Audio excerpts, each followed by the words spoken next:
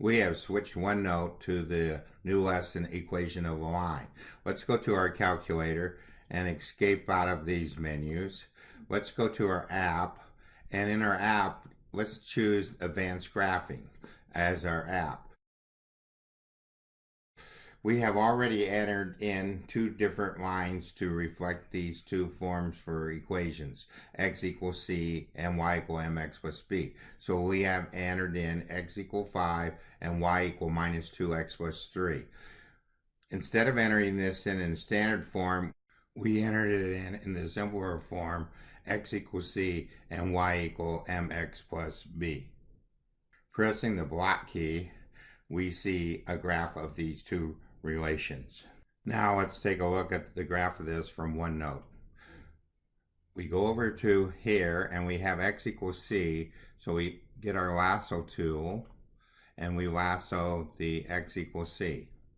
Then we press the math and we get x equals c. We go down here and we have graph in 2D and it shows us that this is at 1. We go over to here, put in 5, press enter, and we see that we come up with the same graph that we had from our calculator. We select the selection tool, come over here, and select this, press the math key, come up with y equal mx plus b. We go down here and we graph in 2D, gives us parameters for m and b. Set b to be 3 and m to be minus 2. For the graph to update, we needed to press enter. Go to our selection tool, select the last entry,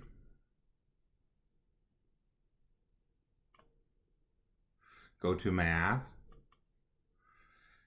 select an action here, select to solve it for y. We could use the solving for y to come up with formulas for slope to be the opposite of a over b and the y-intercept to be the opposite of c over b.